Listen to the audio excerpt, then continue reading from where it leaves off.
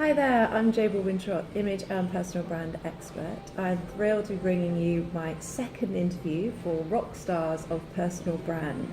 So these people are people I've met along my journey, who I believe are the epitome of what a personal brand should be. So they are fully connected with their essence, values and their compassion, with their expression and how they talk and how they come across, and with their experience, what's happened to them in life. So I'm thrilled to introduce Tahar Ali. Thank you, Joe. Thank you, guys. Hello. Great, thank you for coming along to West London. I was forced at gunpoint, so... You were picked up by the police. I was, yeah. I got escorted arrested. here. You used to be a police officer, did you I know? did, yeah, I know. It's hard to believe now, isn't it? Hard to believe. I find it hard to believe. Oh, so did I. You can relax now. I haven't got any in my handcuffs anymore. It's all right, it's fine. I've got one out. Now you say. Right, anyway, back to personal brand. Wasn't expecting that. Okay. So I'm thrilled to have Tahar with me today because Tahar has had one hell of a journey, and I don't want to spoil it for you. And please do get this book and read it, and you'll read it in 5 minutes almost, because you can't put it down. Probably take you a bit longer than that. Yeah, probably. But it is the absolute amazing book, and it's called Failure Ways to Success. Tahar has had one hell of a journey in his life, and he's come through it all. And you even get a free London tube card And with it. And actually, that's why you get a bank card too. Exactly. So that's an amazing book. I really recommend reading that. Because there is so much knowledge and so many tips from yourself and your dad. Yes, my dad especially, yes. And they are amazing tips for entrepreneurism, for striving, for business. So let's get back to you, because this is what this is all about. All right. So thank you for coming along. So failure way to success. What do you mean by that? What does that mean? I think it's about the fact that you can never succeed until you make mistakes. And it's important because Albert Einstein once said, he says, experience is the name we give to our mistakes. So making mistakes is pivotal to make success. Because everybody's afraid that, if I make a mistake, I'm going to fail. But you need to fail to learn how to succeed. So it's important. That's hence the reason why I put failure way to success, because you've got to fail before you find your success. So failure is actually another way of kind of working a muscle to succeed. Absolutely, it is. Your brain is a muscle, and you never program yourself to fail. That's the thing, you never do. That's not what it's about. It's about the fact that you just have to go out and do it. If you fail as a result, don't look at it as that you're the failure. Failure is just an event. It's not a person. Right. So let it go. Let it go. And it's an experience, Yes, like you say. It's exactly. a moment in time. Yeah, dust yourself off. As Les Brown once said, he says, if you fall, he says, land on your back, because if you can look up, you can get up. Fantastic. That's great. And talking of sayings, I love your sayings. Thank you. Most of them are my dad's, though. Well, some of them are your dad's too. And I'm going to come on to some of those in a minute. But so you've had quite a journey, and actually timing is everything and nothing, but we have already discussed where you are right now. So we'll come on to that in a sec, but tell us about what you've done with your life and how you've ended up where you are now. I think it's a kind of weird one, because I started my entrepreneurial journey at the age of 12. And I was just about, because we kind of grew up in a very poor household in Scotland, and it sounds a bit cliche because a lot of people will say, you know what, that's the norm, but it wasn't the case, because, you know, we were born into like ethnic culture. And everybody in our ethnic culture always want us to become doctors and solicitors or accountants or something professional that you can sit as a 9-to-5 job and earn good money, have a family, settle down and take 2 holidays a year. Sadly, that wasn't me. I was very much the type of rebel. I always wanted to go against what anybody would always say. So my father would say, you know what, you need to settle down and get a job, and I was like, no, I want to do my own thing. Mm-hmm. And at 12 years old, you know, every time I would maybe ask him for something, and he was like, well, I can't afford that, so it's up to you how you want to earn and achieve what it is you want to do. And I did exactly that, so I just rebelled against everything. And I wasn't a spoiled brat, because a lot of people think that that's a spoiled brat syndrome. it's not. Spoiled brat syndrome is if you're constantly wanting something and you keep going on about it that you haven't got it. It was more the fact that I just wanted to do it for myself and earn, the money that I needed to get what it is that I wanted. So. And your first job was? My first job was selling jeans at the market. That's what I was doing, and I actually did the job completely free of charge, just to prove that I'm worthy at 12 years old that I can do this role. And the guy was like, he's completely dumbstruck that, 12-year-old were going to come in and do a job for nothing. And when he did pay me, he paid me a magnificent £10, which in those days was a lot of money, especially for a 12-year-old kid. It was just immense, and that feeling of earning it was great. But you got all that experience with selling. I did. About stock, and that obviously helped you move on into your... The brilliant thing about the markets is, and a lot of people don't go to the markets nowadays, and I think they should. It's a shame. Me too. Because the whole technique of learning for sales comes from markets. Because you'll see the sellers pitching the products, you'll see how they actually get audiences round. I've only ever been to somewhere, if you're walking down the street and you'll see all these people who are crowding around one person doing some sort of performance. It's all about performance, and that's what brings in an audience, and they want to be doing the sales, and it's just how they actually do the techniques. And we don't go to the markets, we just don't, and that's something I still do to this day. Same here. I religiously will go at least once, maybe twice a month, sit there and I watch them all to see what these guys do, and the skills that you learn, completely invaluable. You're not going to learn that in an office environment, you just won't. Well, and it's engagement, isn't it? Because they tell a story, they'll pick on someone in the crowd, and they'll say, "Oh, you look lovely today, my dear," and "Oh, what a nice bag you've got," and that's connection, isn't it? And you need connection to create a sale. You're absolutely right, and for me, I was lucky. I used to flirt. I don't find that doesn't surprise me. I used to flirt a lot, and it's the guy who was my boss at the time. He was like, he says, "You're very flirty." And I was like, yeah, this is what brings the crowds in, and I said, that's what it's about. And and I was just like, use my cheeky child smile, and people were just like, oh, is this your son? And I was like, no, this is, I was just call him uncle. And I said, I just work for my uncle, I'm doing my own thing, and I started to learn, wanted to learn how to do business, and this was the perfect opportunity for me.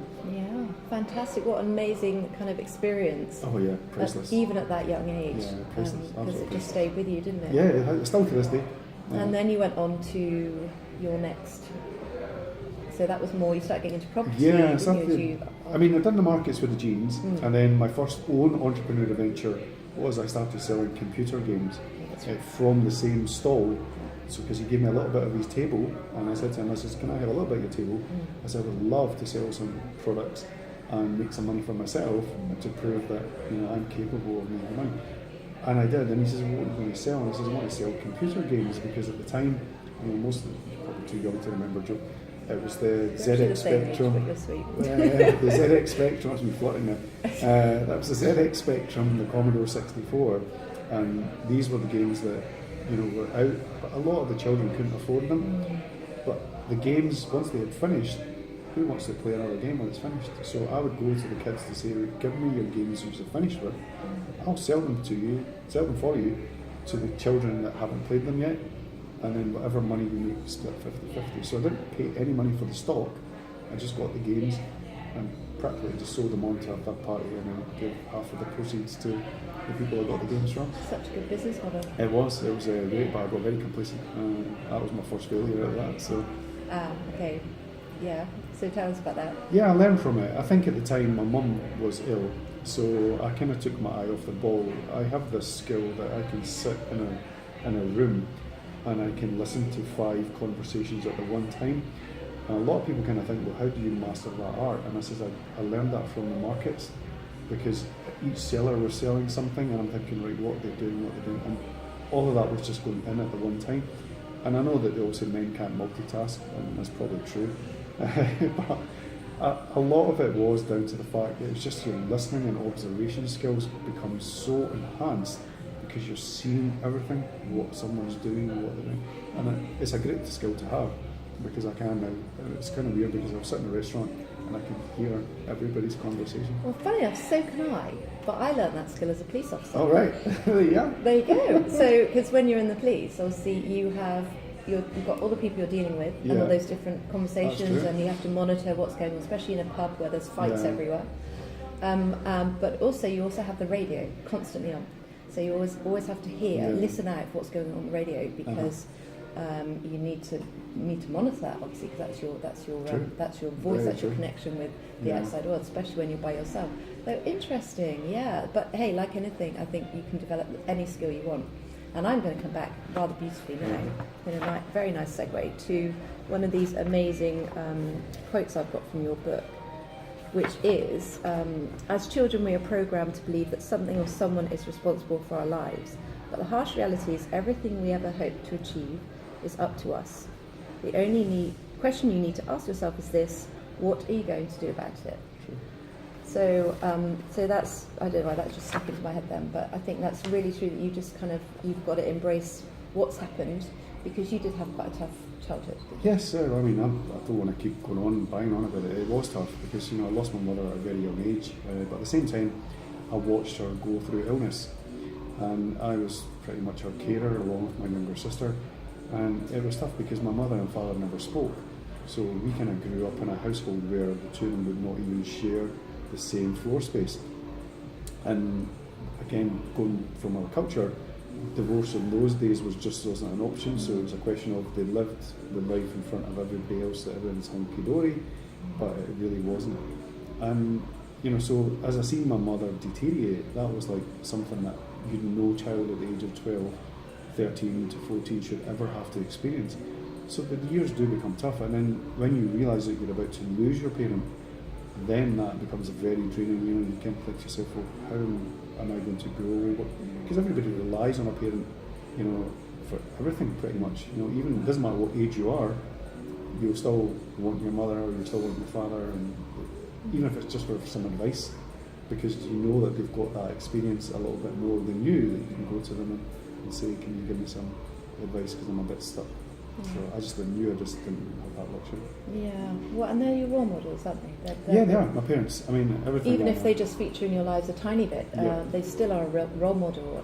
But I love that quote, because you're actually saying, well, we sort of put so much onus on them, and I know I've done my own life, and blame, and and this is all their fault, or blah blah blah. But actually, apparently it's the age of 8, it's the spiritual age That's of true. 8, when we become our own individuals, and we decide exactly what we want to do and how we want to do it. Yeah. Because you, without going into too much, but you've had a phenomenal succession of horrendous events happen to you after that. Yes, I have. Obviously I grew up with a drug addict sister. That was tough in itself, so I couldn't have anything valuable because she would just steal it to supply her drug habit. And it was hard, and as much as we did our best to support her, she still got to that stage where once you're in, it was extremely difficult to get out, and she was involved with the wrong crowd, and that involvement cost her life. And it was tough, and I lost my sister a year after my father. So to lose your mother, then your father, and then your sister, it's not been easy, but yeah, it's been quite tough. But somehow, through all that, you became very resilient, obviously, and you built up your own your own personal brand, your own kind of story, and you just kept striving, didn't you? Yeah. You had knockback after knockback, but your determination, I mean, it absolutely is remarkable to achieve what you wanted to do. Do you know, I can laugh about it now. It's so weird I can laugh about it. But in those days, I mean, I remember the first time I was 21 and I had 2 children by then, and I received an eviction notice on my 21st birthday to say that, you're about to be kicked out. And I remember that instead of celebrating my 21st, I had a huge sense of relief, and I said, well, at least I don't need to pay the mortgage now, because I'm going to get kicked out in 4 weeks anyway. And Wow. And I remember knowing to myself that I'm going to be going to a homeless shelter. It's going to be really tough because I've got 2 young children, and the week before I was evicted, I didn't have any money for food, and I was really struggling. It was, I didn't eat anything, and as long as I had, nappies for my children and baby milk for them, that's all that really mattered. And as far as I'm concerned, that's all I needed. And I remember I was so broke that all I had was like a little box of copper coins, and I went to the shopkeeper and I said to him, I said, listen, I'm really sorry. This is all the money I have. I just need some nappies and some baby milk. I was wondering if you can help me out. And the guy said, listen, just keep your money. Whatever you need in my store, he says, just you take it. And that friend is still a friend to this day. And I did do that. And so these are just small hurdles in life. And my father used to always say to me, he says, like, nothing in life will ever happen to you. It happens for you. So it's a lesson. And I look at it back and think, what would I have done differently? And the honest answer is nothing, because it gave me that resiliency. It made me tougher. It made me realise that, yep, you've had a knock, you've lost your home, you're in a homeless shelter, you've got no money for food, you're really struggling. How do you get to that next level? Now, when I thought that day couldn't have got worse, that very afternoon that I got evicted, my father passed away that same day. And I remember I was doing like an IT training course just to learn some new skills, and I said to, I'm going out because I just needed to clear my head. I went back to the training course for that afternoon, and then I didn't have any money to get the bus to go to hospital to see my dead father. And I walked 6 miles in the snow, and I think I must have got frostbite. But these are just challenges, there's events in life, and people probably went far worse than me. I'm not saying that my story or my event is any greater or significant than anyone else. It's not, because everybody has their own journey. It's just that's what I had to go through to get to where I am today. People will look at you and say, they're just seeing who you are today, but they don't know what the story is behind that. Yeah, absolutely. And like you say, I think that's really true, that all happens for you. And it's what you do with that at the moment, isn't it? That that's experience, right. And actually you've embraced that, and you've reflected. Yes. And then use that experience to grow, and that's what it's all about, especially as an entrepreneur, isn't it? Because the knocks are part of your journey, and actually they make you better. It might not feel like it at the time, but they make you strive harder. They do. And now we're going to have to fast forward, because I promise you I wouldn't keep this very long, okay. but I could talk to you for hours. And now, brilliant timing, because you've actually just sold up. Yes, I've stepped down as my property business after 16 years. It's kind of weird because, I kind of look at it and I think that here's a company I started from nothing in 2003. And I remember when I moved to London to start it, we were kind of sleeping on the floor of a 12 by 8 foot room. And it was myself and my business partner, Iftikhar, and the two of us, we just said to ourselves, we will make something of this. And we knocked on a lot of doors, and everybody just says, listen, we don't know you guys, you're from Scotland, never heard of you. And I said, well, if you don't give us an opportunity, how can we prove ourselves that we're worthwhile in doing what we're doing? And I think a lot of people, when they receive rejection, they take it to heart, and I always say to them that you should make rejection your best friend. It has to be your best buddy, because when you're getting 50 to 60 to even 100 no's, there will be someone out there that will say yes. And that person that says yes is the door that you actually want to open, because that's the universal door that's already open for you. You just got to keep going until you find that door. It's fantastic. And just to give obviously our viewers a bit of an idea, so you have obviously stepped back, stepped down now, but you have achieved a phenomenal amount with your business. It's been great. I know you don't want to do figures. Well, no, we don't do figures. You can smile at this point and just think you've got a property portfolio as well. Property portfolio as well. I mean, that's obviously my retirement fund. And I look at that as just something that I didn't want to be at the age of 70 and still having to do employment. So, but I've learned from that, because I've had money before and I've lost it. And then I thought to myself, what would I do different the next time I come into money again? And that's exactly what I decided to do. And now you've just told me about these different people that you're mentoring, which is just amazing. Yes, I do. For free. For free, I don't charge, yes. They're phenomenally fortunate people, but I love the fact that you just said, you want to now live your life with purpose, which is one part of being your personal brand, and one thing that really resonates with what I do is that find your purpose, what means, and you're such a kind and thoughtful person. You've connected me with eons of people that have been amazing, and you're such a giving person. But this is your purpose. Is that what you feel like you kind of? Absolutely. I think, Joe, I'm at that stage in my life now where I don't want my tombstones to say dead but not used up. and for me that's important, you know, because I want to live a life where I am giving to others. And my father always said to me, he said, you know, one valuable lesson he said to me, and it was, and I'll never forget it, and he actually slapped me across the back of the head when he told me it, because we were walking past a homeless man, and you know, I says, oh, he's probably just wanting money for, you know, cigarettes and booze. And my father slapped me in the back of the head and he says, you don't say that. I says, why not? And he says, because no man has ever become poor by giving. So for me, that's one lesson I'll never forget. And hence the reason why now I give so much of my time to anybody that can help it. And I do a lot of charity work. Proceeds from my book sales all goes to charity, mainly for cancer, because my mother passed from cancer and homelessness, because I've not been homeless once, I've been homeless twice. So for me that's important. I do it with people who have got a drug addiction, because my sister was a drug addict. So these are the things that are close to me, because these are events, the tragedies that have happened in my life. And I also deal with a lot of mental health, because people will look at me but they will not see that, you know, when I was 40 I had a nervous breakdown, and mentally that's one of the worst things that can happen to anybody. You wouldn't want it upon anyone. So I will go out my way now to always assist anyone who's struggling, anyone who needs support. I will give them my time. I don't want any money from it. It's not about the wealth aspect of it. My wealth comes from the fact that they can achieve success. That's primarily what my ultimate goal is.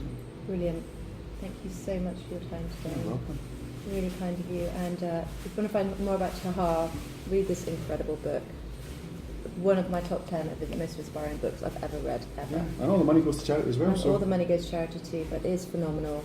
And you can contact Tahar. You're on LinkedIn, aren't you? Yes, I'm LinkedIn. I'm actually all over LinkedIn. All over LinkedIn. But yeah, that's my second interview. One of my definite rock stars of personal brand. You are incredible, very inspiring, and one of the kindest men on this planet, I think. So thank you for watching, and look forward to our next interview, number 3, wherever that will be. Thanks to number 17 in Ealing for holding us here today. Have a great afternoon. Bye.